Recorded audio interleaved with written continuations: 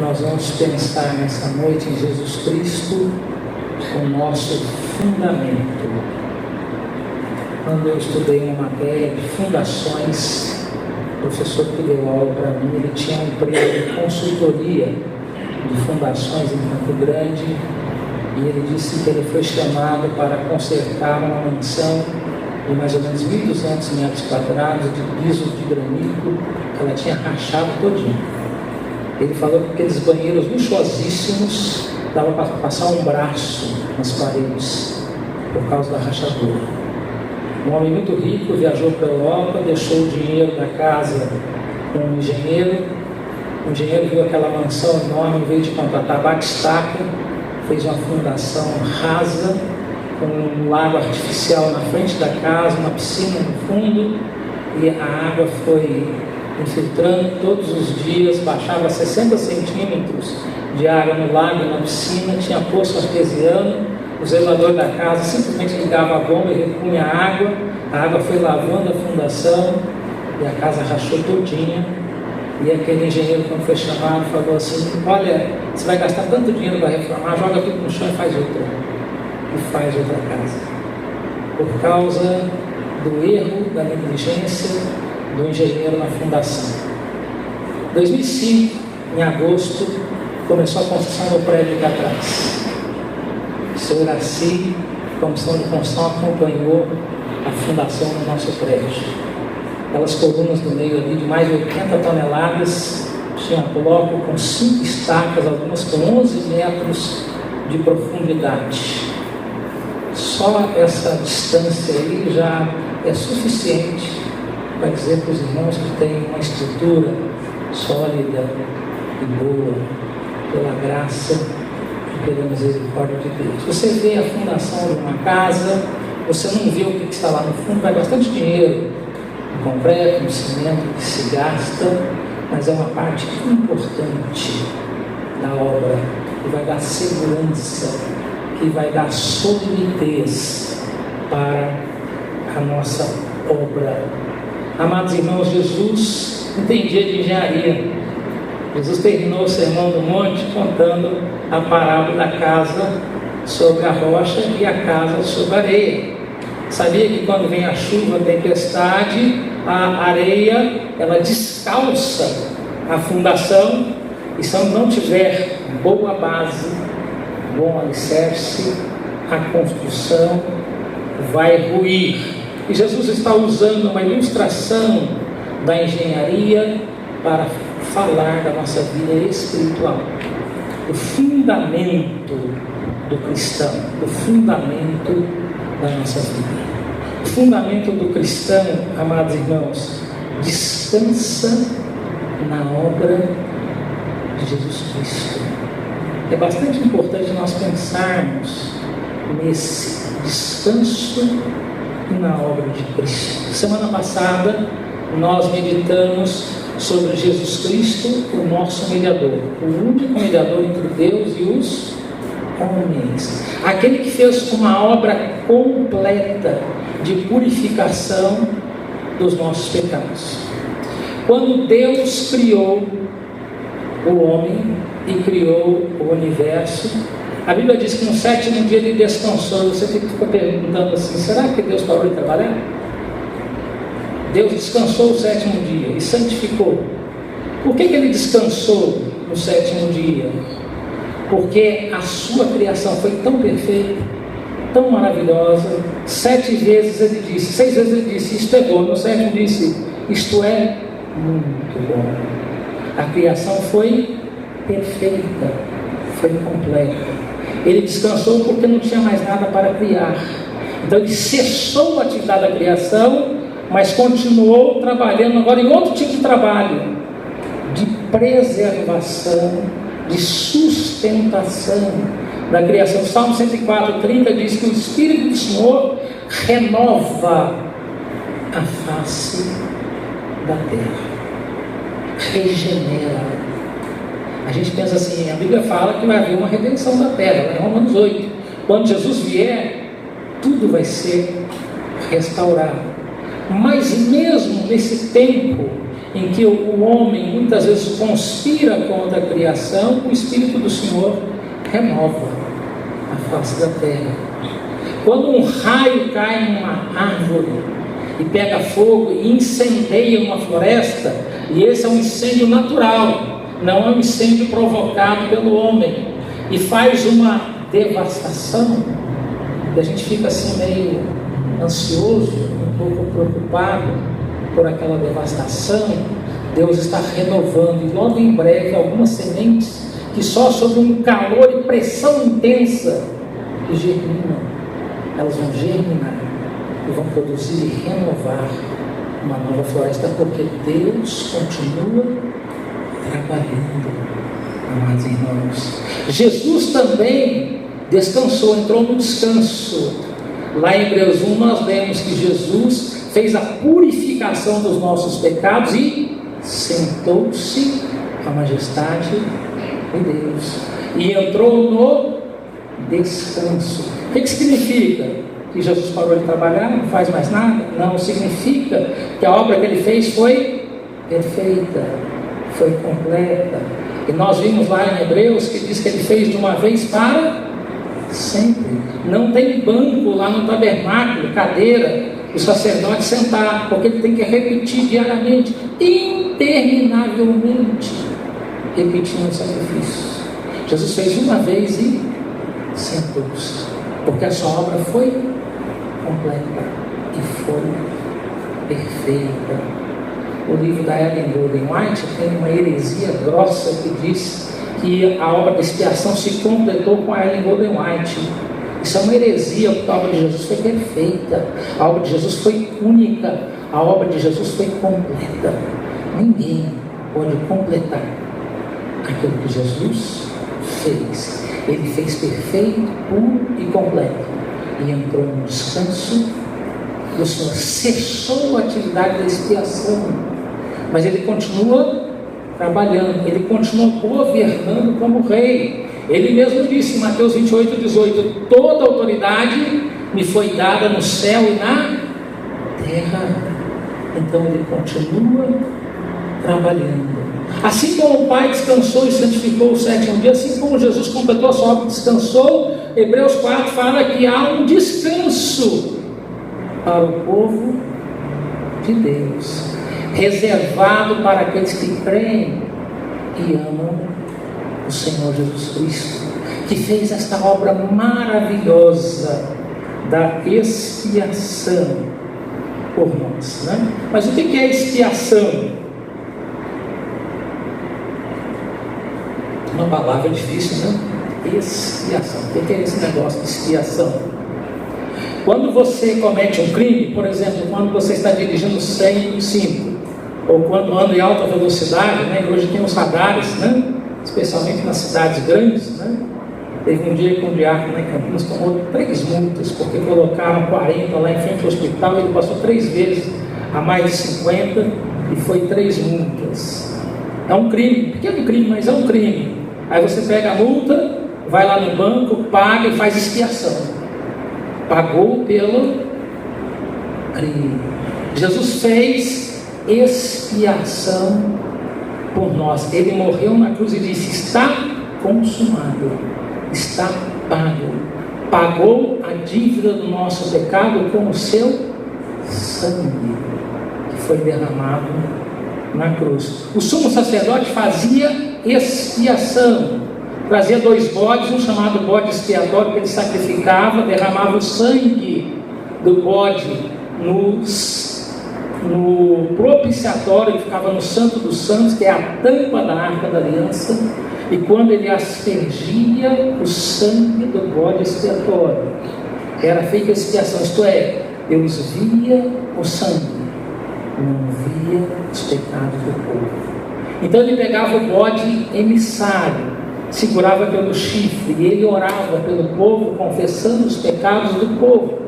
E aquilo simbolizava que os pecados do povo estavam sendo transferidos para aquele bode, e aquele bode era levado para fora do arraial. Quer dizer, Deus estava carregando para fora os pecados do povo. E lá em Hebreus 13:11 diz que Jesus foi morto fora do arraial, fora de Jerusalém, ele carregou lá na cruz os nossos pecados, pagou e quitou completamente. Por isso, amados irmãos, nós podemos entrar também no descanso do Senhor. Nós fazemos isso através da fé. Justificados, pois mediante a fé temos paz com Deus. Quando nós cremos, nós recebemos a justiça de Cristo. A Bíblia diz que Abraão creu e isto foi contado para a sua justiça. Quando nós cremos em Jesus, quando nós confiamos em Jesus, a justiça de Cristo é aplicada a nós. O sangue de Jesus nos purifica de todo o pecado. Deus vê o sangue, não vê o nosso pecado. Mas o que significa verdadeiramente crer e confiar? Há muitas pessoas que dizem que creem, mas têm uma vida errada, têm uma vida torta, uma vida de desobediência a Deus, né? Tiago fala que a fé sem obras é morta. Paulo fala da fé operosa, que produz boas obras. O pastor escocês John Patton, que era médico, trabalhou 10 anos em Glasgow, na Escócia, e resolveu ser missionário nas Ilhas Novas Hébridas, em 1906. Isso fica acima da Austrália. Ele foi para lá e começou a traduzir o Evangelho de João para a língua dos nativos. E quando ele chegou lá, na palavra crer, acreditar, a saber os que creem em Jesus, não encontrou uma palavra na língua nativa para traduzir o verbo crer, que aparece 86 vezes no Evangelho de João. Ele ficou pensando, como é que eu vou traduzir para as pessoas entenderem? Ele sentou em cima de uma mesa e perguntou para o nativo, o que eu estou fazendo? Ele falou, você está sentado na mesa. Então ele sentou numa cadeira, levantou as pernas e perguntou, o que eu estou fazendo? E o nativo falou assim, você está inclinando o seu peso sobre a cadeira. Ele descobriu.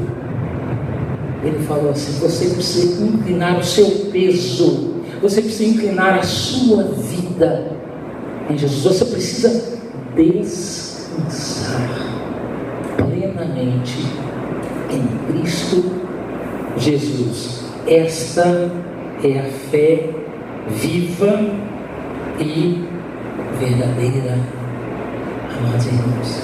A fé que descansa, que confia inteiramente em Cristo Jesus para a nossa salvação.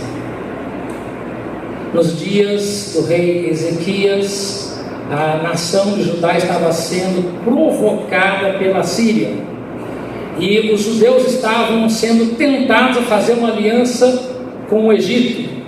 Então Deus advertiu o rei Ezequias e a nação, dizendo que eles eram líderes bêbados, que eles não deveriam confiar e flertar com uma aliança de um povo idólatra, mas deviam confiar no Senhor, porque Deus havia estabelecido uma rocha em Israel. Deus havia estabelecido uma pedra, e eles deveriam alicerçar nesta pedra, nesta rocha que é o Senhor. Essa pedra que era a rocha, que era o fundamento para o povo de Israel, é também chamada lá em Isaías de rocha de escândalo, de tropeço. Muitos tropeçam nela, mas alguns alicerçam, fundamentam a sua vida nessa rocha, que é chamada de pedra provada, pedra preciosa e pedra angular de Deus. Mas muitos que se escandalizam, ao invés de eles alicerçarem a sua vida na rocha, eles dão uma canelada na rocha, tropeçam e caem, e são quebrantados, e são enlaçados, e são enraizados, e são afundados. Mas os gentios que creram receberam a salvação, porque todo aquele que invocar o nome do Senhor Jesus será salvo. Nós, amados irmãos, temos o nosso fundamento em Jesus, e nós descansamos a nossa vida na obra pura, única e maravilhosa que Jesus fez para nós quando Ele morreu na cruz do Calvário. Mas em segundo lugar, amados irmãos, a nossa fé se baseia nas promessas de Jesus Cristo. Muitas pessoas gostam de chamar os crentes de pessoas presunçosas, porque os crentes falam que têm certeza da salvação. E às vezes, quando evangelizamos, as pessoas se perguntam: você tem certeza da vida eterna? Se você partir hoje desta vida, tem certeza que vai estar com Cristo no céu? E nós dizemos que temos. E alguns falam assim: esses cristãos, eles são muito presunçosos, esses cristãos são muito arrogantes, eles se acham superiores. Mas, amados irmãos, a nossa certeza não vem de uma experiência subjetiva, mas vem de uma palavra firme e objetiva de Jesus. A palavra de Jesus tem autoridade, a palavra de Jesus é verdadeira, a nossa certeza vem da palavra de Jesus. Jesus disse para Nicodemos: o Filho do Homem será levantado do mesmo modo que a serpente foi levantada no deserto, para que todo que nele crê não pereça, mas tenha a vida eterna. Jesus disse para a mulher samaritana: aquele que beber da água que eu lhe der, esta água será nele uma fonte a jorrar para a vida eterna. Jesus disse para os discípulos: eu sou o pão da vida, o que vem a mim jamais terá fome, o que crê em mim jamais terá sede. Jesus prometeu a vida eterna. Jesus disse para o cego: eu sou a luz do mundo, quem me segue não andará em trevas, pelo contrário terá a luz da vida. Jesus disse para Maria e Marta: eu sou a ressurreição e a vida, quem crê em mim, ainda que morra, viverá. O apóstolo João, quando ele terminou o seu evangelho, ele disse: estas coisas foram registradas, estes sinais de Jesus, para que creais em Jesus Cristo, Filho de Deus, e crendo tenhais vida em seu nome, vida eterna. A vida eterna não é presunção dos cristãos. A vida eterna, amados irmãos, a certeza da vida eterna não é uma palavra de arrogância, mas é uma certeza que vem da palavra de Jesus. Jesus tem autoridade, a sua palavra tem autoridade. Nós podemos crer, nós podemos confiar na palavra de Jesus. Amados irmãos, o nosso fundamento tem base no ensino de Jesus. Salmo 11,3 diz: ora, destruídos os fundamentos, que poderá fazer o justo? Imagina duas pessoas que construam duas casas, duas mansões maravilhosas. E existem algumas no Brasil, né, de gênios e de sertanejos, né, que constroem duas mansões assim bem parecidas, são vizinhos um do outro, né? Elas são iguais. Mas imagine que um faz uma boa fundação, gasta muito dinheiro na fundação, e o outro economiza lá na fundação. Aparentemente são iguais, aparentemente são lindíssimas e maravilhosas. Uma vai permanecer, tem uma base boa, a outra vai ruir. Há muitas vidas que estão sendo construídas sobre a areia do materialismo, sobre a areia das riquezas materiais, que Jesus disse que a traça e a ferrugem vão corroer. Há muitas pessoas construindo a sua vida sobre a areia da imoralidade, dos prazeres transitórios e temporários deste mundo, que corroem a alma, que corroem o corpo, que corroem a mente, que corroem e destroem a vida das pessoas. Há muitas pessoas construindo a sua vida sobre a areia da fama, do sucesso, sobre a areia da projeção, através do conhecimento, mas essas coisas também são temporárias. Nós precisamos construir e alicerçar a nossa fé e a nossa alma sobre a rocha da justiça, sobre a rocha eterna, que é o Senhor Jesus Cristo. Jesus disse para o apóstolo Pedro: quando Pedro fez aquela afirmação maravilhosa: tu és o Cristo, o Filho de Deus vivo. Ele disse: tu és Pedro, e sobre esta pedra eu edificarei a minha igreja. E essa palavra de Pedro tem sido, amados irmãos, tem havido interpretações controvertidas ao longo da história da igreja. E teve um arcebispo nos Estados Unidos, que no Concílio do Vaticano, em 1870, fez uma pesquisa. Ele apresentou 5 interpretações dessa passagem, mas foi negada a palavra a ele. Ele disse o seguinte: 17 pais da igreja interpretaram que a pedra é Pedro. 8 interpretaram que são os apóstolos. 44, incluindo Orígenes e Crisóstomo, interpretaram que a pedra é a confissão de Pedro: tu és o Cristo, o Filho do Deus vivo. 16 interpretaram que é a pessoa de Jesus, e alguns poucos interpretaram que é cada discípulo de Jesus. Qual a interpretação correta? Tu és Pedro, e sobre esta pedra eu edificarei a minha igreja. Abra sua Bíblia em Atos capítulo 4, versículo 12. Vamos ver o que Pedro responde para nós. Atos 4, 12. E não há salvação em nenhum outro, porque abaixo do céu não existe nenhum outro nome dado entre os homens, pelo qual importa que sejamos salvos. Qual esse nome? Está no 11. Este Jesus é pedra rejeitada por vós, os construtores. Para o apóstolo Pedro, ele não é a pedra. A pedra é Jesus. Aí você vai lá para 1 Pedro, capítulo 2. Se é que tens a experiência de que o Senhor Jesus é bondoso, chegando-vos para ele a pedra que vive, rejeitada assim pelos homens, mas para com Deus eleita e preciosa. E para o apóstolo Paulo, Efésios 2, versículo 20. Efésios capítulo 2, versículo 20. Edificado sobre o fundamento dos apóstolos e profetas, sendo ele mesmo Cristo Jesus, a pedra angular.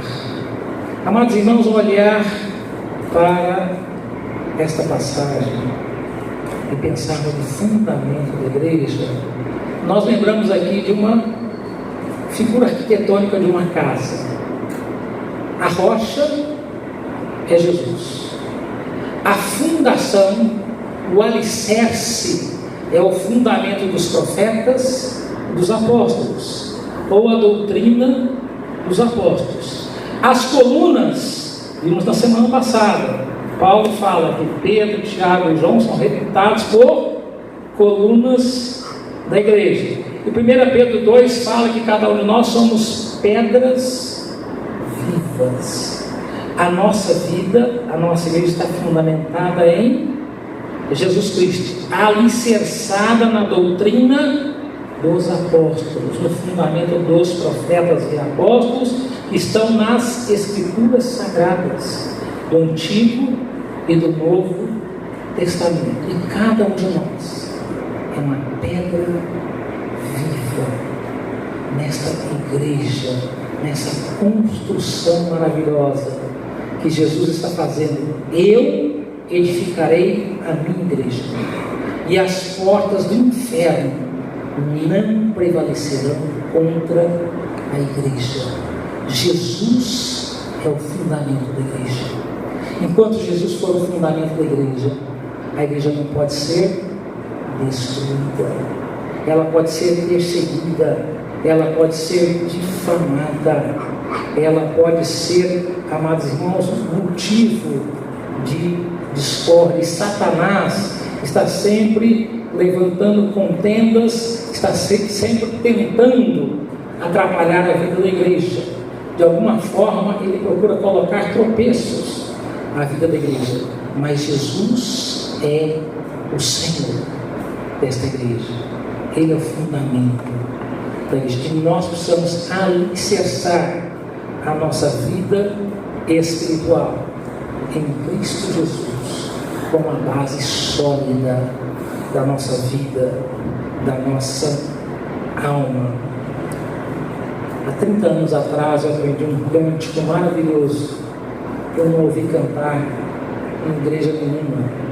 Esse cântico tem a seguinte letra: vós sois o sal da terra, talvez só um grão, mas se esse grão for saboroso, ele será saboroso. Vós sois a luz do mundo, talvez só um raio, mas se esse raio ilumina o caminho, ele iluminará o caminho. Vós sois a casa do monte, talvez só uma casa, mas se esta casa sorrir da janela, vai trazer alegria para toda a cidade. Se a minha vida, se a sua vida for fundamentada, for alicerçada na rocha, em Jesus Cristo, amados irmãos, nós seremos o sal da terra. Talvez só um grãozinho, mas o suficiente para salgar, para dar sabor, para preservar, para influenciar. Seremos a luz do mundo, talvez um raio bem pequenininho, mas o suficiente para dar direção para muitas vidas. Seremos uma casa no monte, talvez uma casa bem pequenininha, talvez uma janela bem pequenininha, mas o suficiente para trazer a alegria do Senhor, para alegrar a cidade inteira. Que Deus nos abençoe e que Ele use cada um de nós como sal, como luz, como uma casa alicerçada sobre a rocha eterna da nossa salvação, que é o Senhor Jesus. Amém. Vamos estar de pé.